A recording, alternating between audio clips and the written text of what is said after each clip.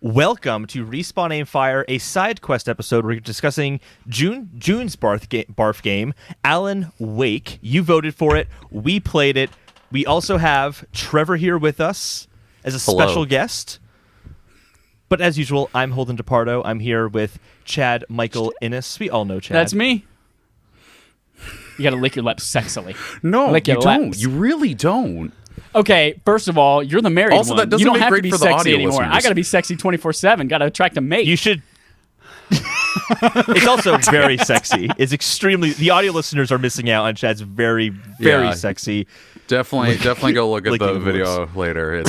It's so mesmerizing. You'll just stare into it for hours, just on like 0.5 speed. It's majestic. 10 out of 10. My licking my lips much better than Alan Wake. Oh, hot take. Oh, we are gonna have some talking. I was going to say it's better than Alan Wake, but Alan Wake is also a really good game. So let's jump into our thoughts. Trevor, you've played the game before. Yes. So you're not new to Alan Wake. No. Why do you love Alan Wake so much? I mean, it. Okay, let's get it off the get out of the way first.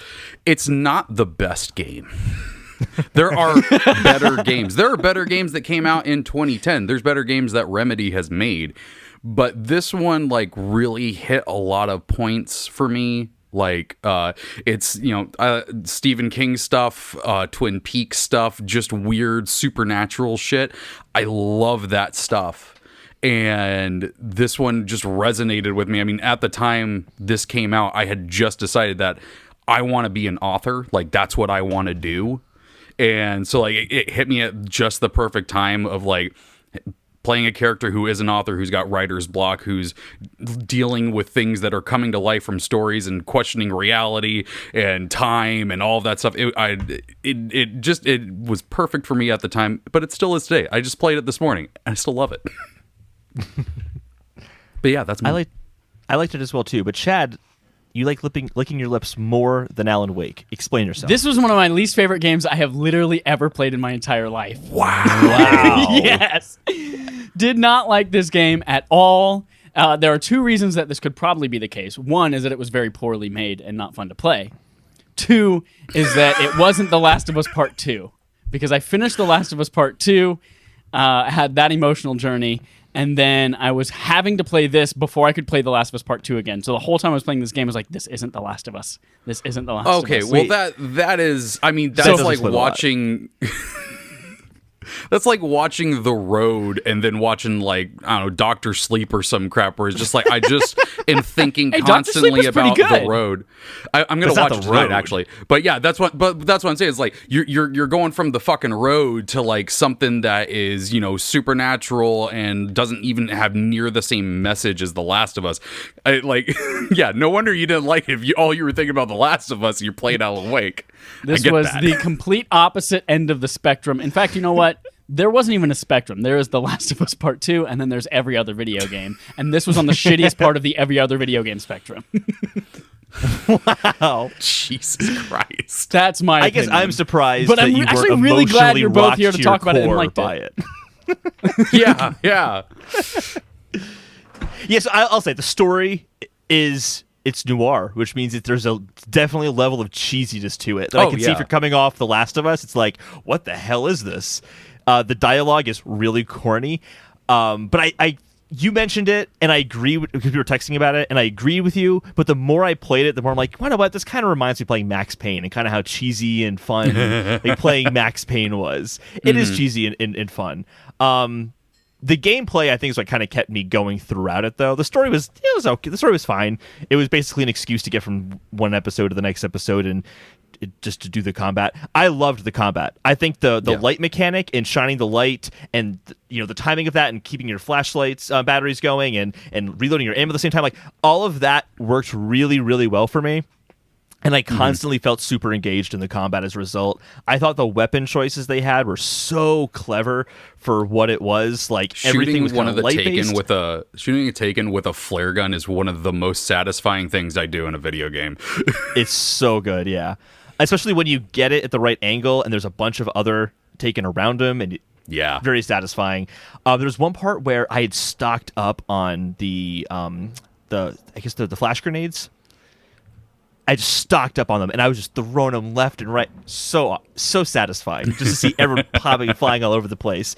It also just, I kept thinking the whole time during the cutscenes, the vibrations and the rumbles and the controllers drove me nuts, and I couldn't figure out if it's just because it was poorly implemented or because the Xbox doesn't have HD rumble, and I like HD rumble so much.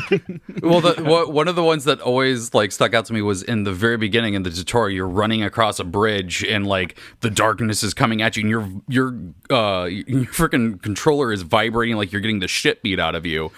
Yeah. And when it turns to the cutscene, you see that it's still on the other side of the bridge. I'm like, I thought it was like on my fucking heels because of how much this thing was fucking vibrating. And it was just like, come back, I can't cross a bridge.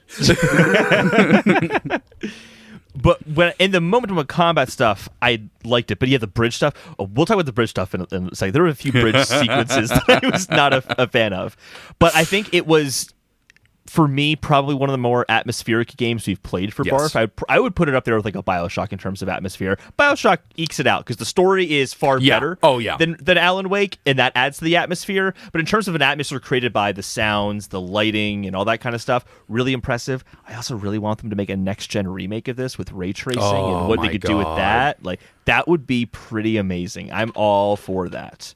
Or we might get that soon with a possible expansion to Control. So there's that we can get into later. Yeah, that's definitely somewhere I wanted to go with this as well. So I guess let's start off. I'm curious what you guys think about the episodic structure of this game. Do you think that worked for it? Is that because I'm reading Wikipedia, and you were telling me as well before that it was going to be an open world game originally, and then they parsed it down into that episodic structure. Yeah, I think one of the plans for it, and viewers, listeners, I could be wrong on this. I think what it was supposed to be is that it was actually going to be a downloadable, like not weekly, but kind of the episodic structure that we saw around that time with like Telltale games and everything, where it was just like, all right, episode 1's out, episode 2's out, and I think what I remember hearing happen was Microsoft saw it and went, we don't like it. Just put it all together. And so they just basically gave you a full season on a disc to play at home. That makes so much more sense. Because when I was playing it, I was like, first of all, this game is not a long game. It's a relatively short game. Yeah. But to play for 90 minutes and then see a black screen that says end of chapter or end of episode 1, and it's literally just that black screen for like 3 minutes while a stupid song plays. Hey. And then it says previously on Alan Wake, and I was like, I know, I just played it for 90 minutes. Why do I need to see a previously of what I literally just finished playing? So I was really confused, and it would have made a lot more sense if it did come out episodically. And that would have made it even better because I wouldn't have continued episodically. I just definitely would have dropped off after episode 1. Yeah, and it sucks because like this is the first time Remedy got fucked over with that, and then they got fucked over it again with Quantum Break. Same with Microsoft, where there was supposed to be a television show that was going to be broadcast on an Xbox One that was the side stories to what Aaron Ashmore's character is doing, and then they're like, oh, we're not doing the TV thing anymore. Figure out how to throw it into the game. So now you've got these completely disjointed live action scenes in the video game. So yeah, like, and I use the episodes as basically a way to pace myself. Like, I would hit the end of an episode and go, all right, that's enough for today. And I turn it off and I come back to it the next day or a couple of days later or something like that. So that's how, like, I just used it as a way to, like, tell me, all right, stop playing for today. You're fine. You've killed enough dark demon monsters. I did the last 4 episodes in one sitting today. So for me, it was a little bit much to. I could always skip the end of and the previously on. So like I was able to get past that, but it definitely feels odd in the pacing if you play it that way, where you come to this cliffhanger at the end of nighttime, and then you're like waking up in a hospital bed, and the doctor's like, like, you know, you've been crazy. I'm like, what's going on? Like, there was some odd things like that where I feel like if I had played like once a week or something like that, it would have been better. I also think that the episodes were too long. They didn't need to be as long as they were, but if it was like released episodically, like a month at a time or something like that, I can see why that pacing made sense. But when you're playing it straight through, it kind of feels like, okay, so I go from point A to point B to be told I need to go to the other place, and to go to the other place I have to go through the dark forest, and then go to the place after that I have to go through a dark forest, and then after that I'm going to go through another dark forest garden. Yeah, a dark forest with the same cool, three shadow enemies the entire game. That's it. Yeah, like I do agree with you, Holden, that I do enjoy the combat. I especially enjoy the flashlight stuff and like the flare gun and everything. But really, for me, like it gets weird when it's like, but then you've got a gun and you just shoot the motherfucker. And like in the beginning of the game when Zane is explaining like the mechanics to you and to Alan, and it's just like, but he's still taken by the darkness. He's lost. You're gonna have to kill him. Like, what the fuck? He's just some fisherman, dude. Like he was in the wrong place at the wrong time, and I gotta fucking kill him. Like it definitely felt like that was more a demand of gameplay than it was of story. Because I feel like if this had just been a television show or a movie or something, it would have just been the flashlight that was the weapon. And especially later on when you get to the light lady and all that stuff, like how light is a weapon, it kind of got downplayed with, but also a gun. I mean, they could have ripped off Luigi's Mansion completely and just a vacuum cleaner, and it's just like lighting them up and then sucking them up with the vacuum cleaner. It's like a really gruesome version of the vacuum cleaner. It's like sucking their guts out of their body into this tiny tube. It's as visceral as like Gears of War as they get sucked into it. Yeah, like they could have done it where like you shine the flashlight on them and like the darkness just gets blown off them and they just collapse. But I understand that like for processing power, having the amount of enemies that they do, all staying on screen going, oh god, what happened? Would have been a little too much for this game. So I get why they had to like have it so that they get defeated and then vanish and whatnot, but it just felt disconjointed from like the rest of the game. Like it was more of there because this is a video game. Absolutely, because in the gameplay, I love that. But you're right, in the story and the lore, it does kind of feel a little odd. Yeah, he's a writer; he's not an assassin. People complain about like Rey in Star Wars being able to like shoot a gun. I'm like, this motherfucker is a writer. I guarantee you, he's Googled how to hold a gun, and then also Googled after that NSA. I'm just looking it up because I'm a writer. But he's just like popping them left and right, like barely missing a shot. Like, okay, cool. All right. One way it does work really with the gameplay, though, is that you almost use your flashlight as the reticule, like your crosshair, to kind of know. And that I liked a lot as well. See, I feel like hearing you guys talk about this game, I feel like I played a completely different game because I hated that. I hated that in order to shoot someone accurately, I had to waste my flashlight on them because that flashlight, with the worst Energizer, like Energizer should be pissed that they had some kind of sponsorship with them because Energizer batteries only last 3 seconds even in said this game. Energizer on it. Yeah, 3 seconds these batteries last. So the fact that like even after I've cured them of the darkness with my light, like I still had to keep pointing it at them if I wanted any chance of shooting them and hitting them. So actually, no, you don't. There is actually a really strong aim assist. When I was playing earlier today, I at first felt the need to like hold L and keep pointing it at them to shoot. You can actually stop aiming at them and just pull the trigger, and as long as you're pointed towards them, he'll hit them. Oh, that's some Resident Evil 1 tank controls bullshit. Yeah. I was going to say that's some serious writer Googling how to fire a gun bullshit. Yeah, exactly. Yeah. No, like I do like the light mechanic for it, and like even still, like even with I usually hate games where it's just like this enemy cannot be hurt until this is done, because most of it went really quick. It just felt like a natural thing for the story, and I think that's what I like. Everything that I really love about this game is when it has to do with the story of it. But when it gets really gamey is when I'm like, all right, well, I gotta walk over the fucking tree and balance myself and start the generator. All right. Start the generator 30,000 times everywhere you go. Yeah. That weird gear icon just spinning. I also felt like I was really frustrated. I don't know whether you could call this narratively, but definitely gameplay wise, when every single chapter and sometimes several times throughout a chapter, you Metroid Prime, you lose your shit every single time. Yeah, like you get your pistol, you get your shotgun, you get your hunting rifle, and then 10 minutes later, oh no, I fell off of a bridge and suddenly all my guns floated away. But when you think about the fact that it was going to be a separately downloaded episode where it probably wasn't going to be able to read your save. Exactly, yeah. Yeah. Well, yeah, because at the beginning of every single mission, it's like, oh great, I got the shotgun. But the last mission, I had the pump action shotgun, and that was way better. Where the fuck is that? And I had 12 flares from last time, and now I get here and all my flares are gone. It's like, yeah. There's also upgrades to the flashlight.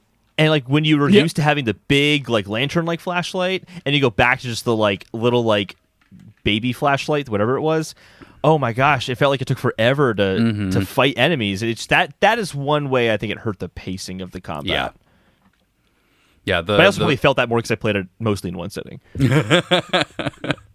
Before we get off the topic of combat, the last thing that I wish was different is I wish there was so much like any variety in enemies. Like they were all shadowy people with an axe or something that they swung like an axe at you, or they threw at you like an axe, and it was all of that, and all of your strategy with them was the same. It was dodging them at the last minute, or running away from them to the light, or it was hitting with your light and shooting them until you get to like I genuinely things would have. Yeah, I genuinely would have enjoyed them straight up just being like, the darkness made monsters. Now they're going to come fucking fight you. Like, I didn't need there to be a dude there for it to make sense to me. You have this magical darkness that is using creativity to power itself. Fucking do whatever you want, man. Like, fuck, let's go. It actually would have made more sense if they were like monsters or something. Because why are these people in the middle of the town, the forest, if they're actually villagers in that small little town? Like, you probably killed the entire town. How is there a parade at the end of the game? How do they even have enough people for that? All right, so enemy variety, there should have been enemy variety, but there's one enemy type I just wanted them to take out of the game completely. And it's not a complaint with just this game. I had this complaint with a lot of different games, is let's have the really fast enemy that still has a ton of health and is fucking annoying as shit to fight. It's the same thing with Borderlands. So they had like the invisible thing with a ton of health that moved super fast. Like, why would you do that? It's such a stupid idea. It makes me think of the hunters from Left 4 Dead. Like the quick ones. One of my favorite memories. This is completely aside, but I think it's funny. One of my favorite memories of that game is my wife Taro playing it. All of us were playing it. Everyone was dead but her, and she's running towards the exit. And out of this fire that she set with Molotov cocktails, this hunter just comes leaping at her on fire and just ends the game. I hate those kind of enemies. They're terrible.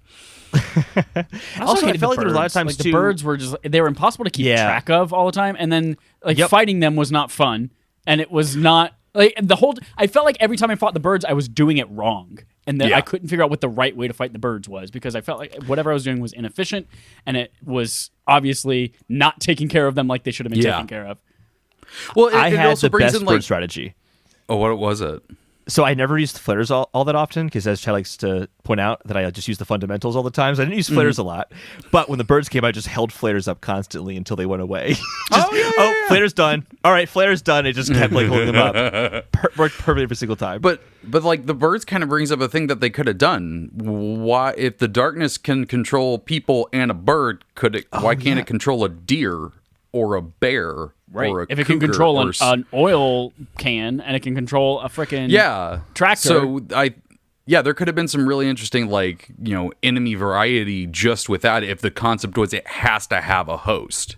So I didn't even think of like the oil canisters and big metal pillars and stuff. I didn't think those as enemies. I just found them really fucking annoying. Because there are so many parts where I'm like, I think I'm just going to have to get lucky and run through this. How are you supposed to actually shine your flashlight and get all of them down? You're going to die. It's flashbang impossible. Grenades. That's where flashbangs came into play. So as much as okay. I love this game, like, and I do, like, it has stuck with me over the 10 years that it's been out. Like, on difficulty class, I ran a game for people, and the town there is based on Twin Peaks and Bright Falls. Like, that's why that town is on a lake, is because of Alan Wake. And I love it and all that, but like the last episode of the game completely shits the bed. Like it's just like, we're just going to throw everything at you with absolutely no communication as to why or how or what you're going to do. We're just going to put that yellow dot on the screen and you need to get there. And then not only that, but not only does the gameplay take a dive, the story takes a dive too, where the story is almost completely non-existent in the last episode. And then it just ends with a cliffhanger that didn't even really make sense for the rest of the game. Yep. And it does echo it. I understand. Like, I think what they were trying to do was echo the quote from the opening of the game, the part with Stephen King saying how that horror should live with no explanation because that's what sticks with you. And I think that's what they are going for. But instead of that sticking with us in a good way, it stuck with us like, what the fuck does an ocean mean? Why did it turn into an ellipses? What does the ellipses mean?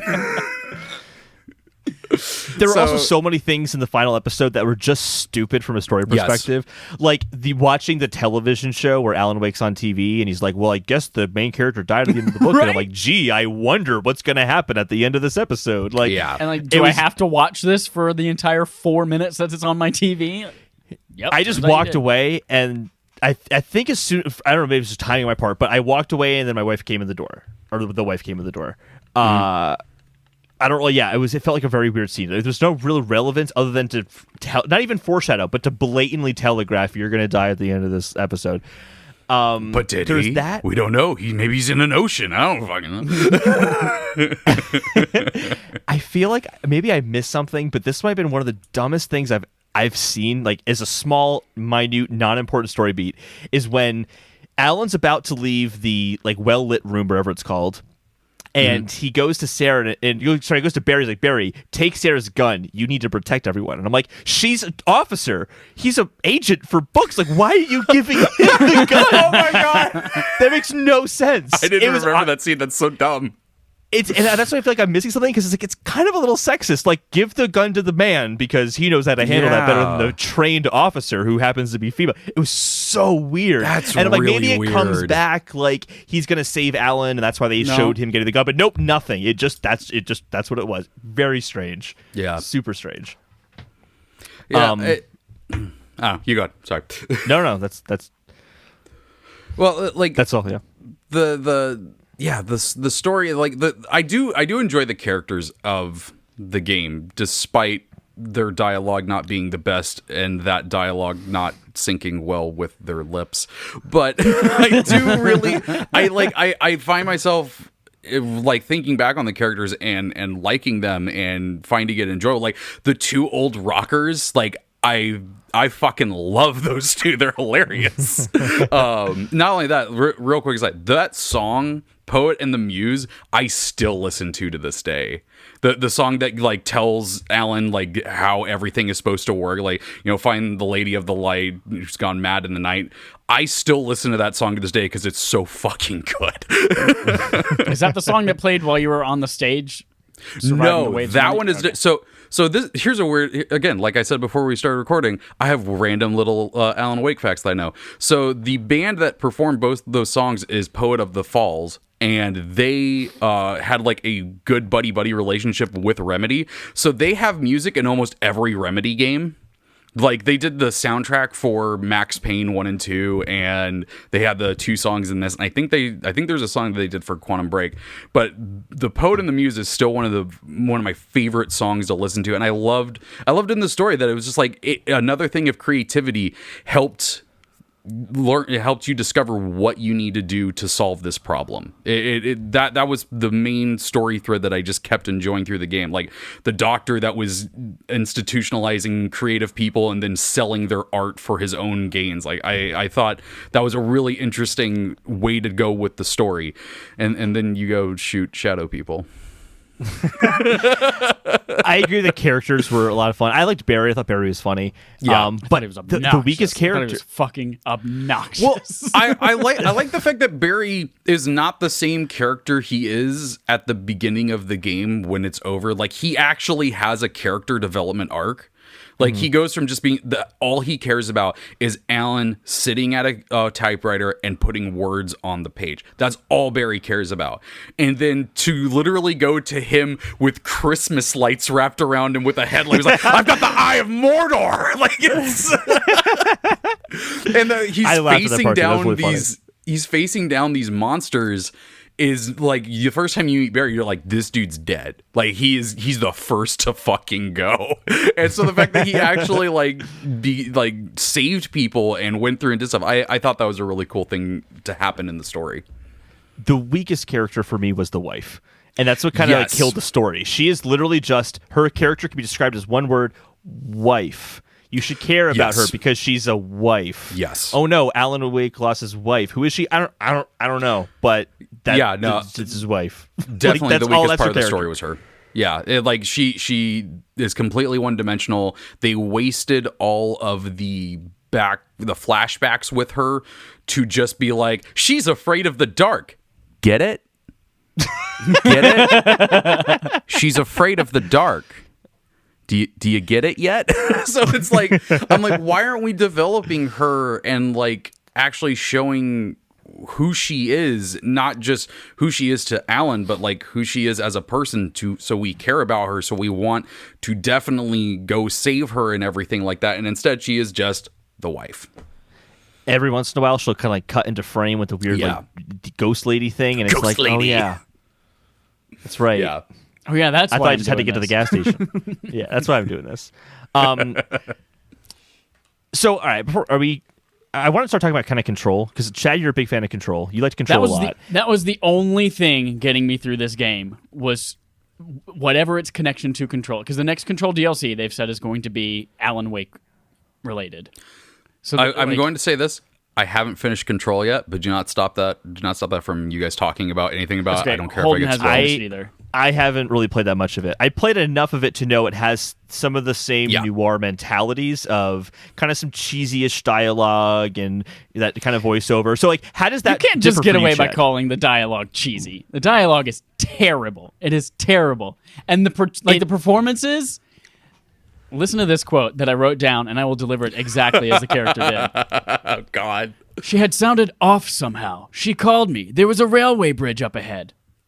No change in pace to separate those thoughts at all. Yeah. One talking about this woman, one talking about a bridge that he sees. Even at the beginning of it, like, the guy that plays Alan does this amazingly good job at delivering the Stephen King quote, and then it just goes, my name is Alan Wake. I'm a writer. Flash Alan Wake on the screen. I'm like, what?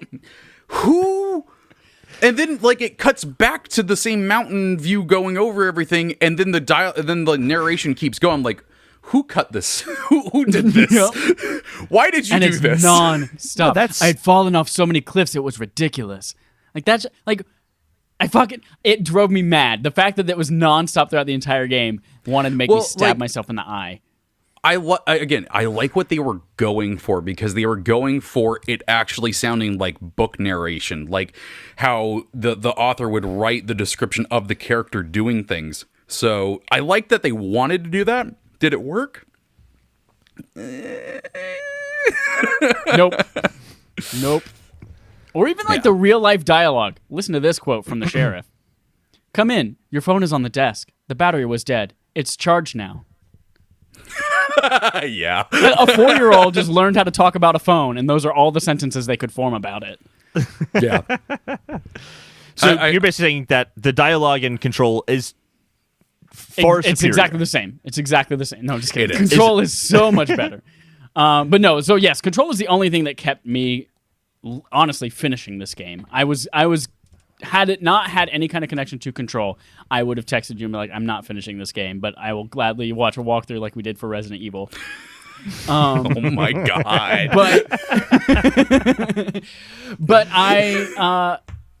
like going through it and seeing like the fact that all of the shit just starts shaking and flying at you. It's like, okay, that's kind of cool. I can see the connection. Trying to figure out when this gets revealed as an AWE, like what about, is it going to be like a typewriter that somebody sits at and then it makes their nightmares come true, or like whatever they write comes true. Like I'm trying to figure out the whole time, like what is the control AWE from the house that is then causing all of this to happen. So that's what kept me interested in it, so that when I finally do experience the answer to that in the next expansion, I will have some context for it.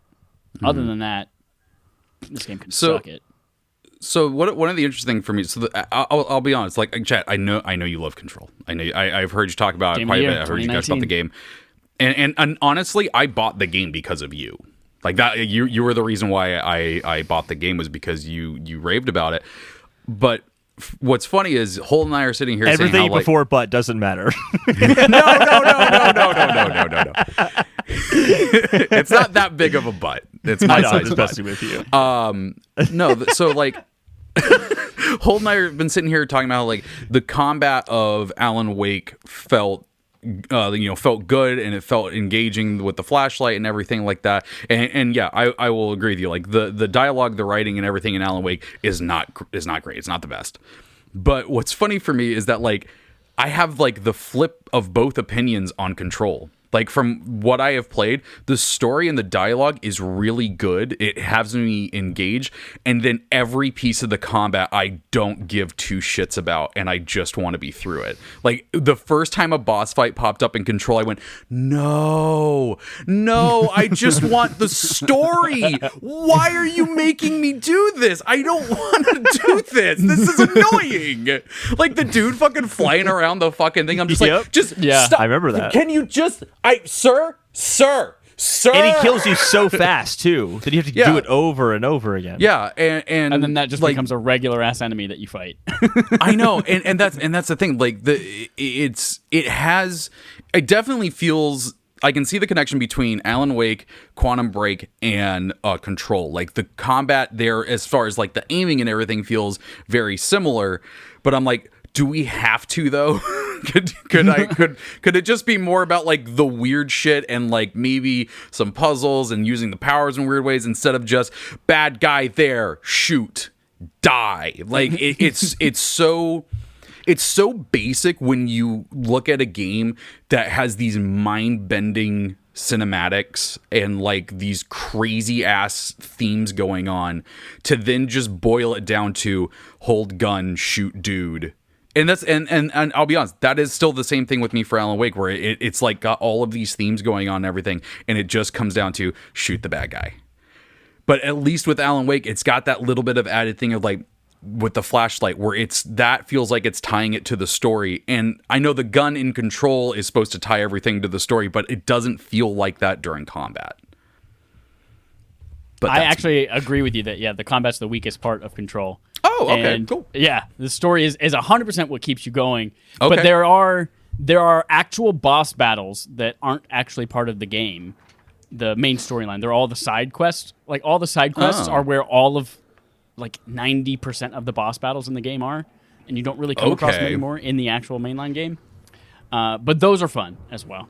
But no, yeah, I do agree with you. They're like, especially once you start like getting all of your skills and you've got the 4 or 5 things that you do, it's just, I get to a room, there's a bunch of guys, how do I clear it so I can get to the next story piece, so I can get to the next collectible that I can read and frickin' laugh my ass off. That game is so good. I did.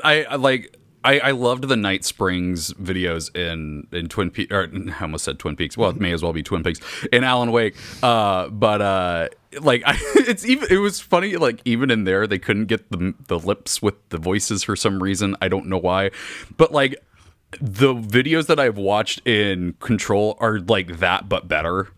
Like, they're just so insane. The children's show in Control. The children's show? What the fuck is that? It's so fucking terrifying, but also amazing.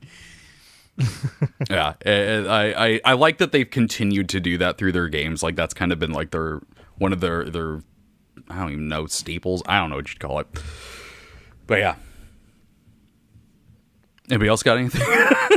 No, I don't have much to say about Control because I've only played like a few hours of it. I need to go back and play that. And I feel more compelled to play Control now because I did like Alan Wake. Yeah. Well, yeah, and like just how like the connection to Control is what kept Chad going through it. The connection to Alan Wake is what will probably keep me going through Control. Is like, no, I want to know what the heck is going on. I think it's really neat that they decided to merge those two worlds. It sounds like some crazy shit that I would try to pull and someone go, no, don't do that. So it's nice that, someone who had this similar thought to me got told yes. So that's nice. But the thing I do want to say though is that, like, so I love Twin Peaks. Twin Peaks is my shit. I love everything about it. And this, I think that might be another thing with Alan Wake. There are so many fucking Twin Peaks references in this game. It is amazing. Like the diner you walk into at the beginning is almost exactly the diner from Twin Peaks. Like there's little references here and there. Like over the typewriter in the cabin, there's an owl, and I love it. It made me happy. I need to watch Twin Peaks. Do it. My favorite show, I won't mention it, Chad. Don't worry, I won't mention its name. The creator of it says he had a lot of inspirations from Twin Peaks and kind of put it in there. What It's show? Mr. Fucking Robot. Yeah, Mr. Robot. I get you. Well, I mean, a lot of shows took inspiration from Twin Peaks, so Yeah. But yeah. So we all good on Alan Wake? Yeah, we do have two community people who played, aside from Trevor, who wanted to share their thoughts. Coming from Porkchop118YT, he says, Alan Wake bad. Thank you, Porkchop. Respectfully disagree, Mr. What was it, Porkchop? And then we also had Porkchop. D. F. and Smitty wrote in and said, this game wasn't Destiny, so it was bad. And then Porkchop also says, this game wasn't Doom Eternal, so it bad. I mean... So, thank you guys for playing. It's very similar to Doom Eternal. I don't know what you're talking about. Basically the same thing. Yeah, I just kept running the whole is. time. You didn't stop. You didn't stop running. What? So our next one for July is Fable Anniversary, or Fable the Original, if you have some way to play that too. We are playing that for July's BARF. So get that I ready hope to go. if you've never played it before, you are really comfortable and used to being called Chicken Chaser. I have not played it since it came out, and I have no frame of reference for that. Get prepared to hear that like 30 fucking times in an hour.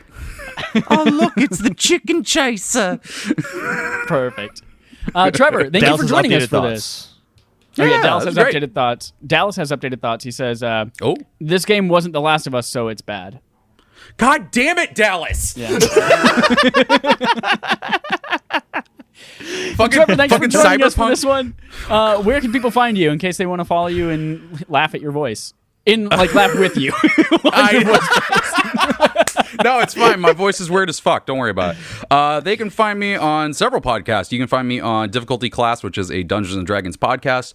You can find me on another podcast, which is much different from that, called From the Same Mister, where me and my half-sister talk about being donor conceived. And then there's another one called I'm Gonna Podcast, and it's kind of on hiatus as we figure out what the fuck we're doing with it. Awesome. Thanks, everyone, for listening. If you are watching live on Twitch, we'll be back in probably about 20-30 minutes with our regular weekly episode, which includes Trevor and Steven Dutzman from EF Gaming. Yeah. We'll see you soon.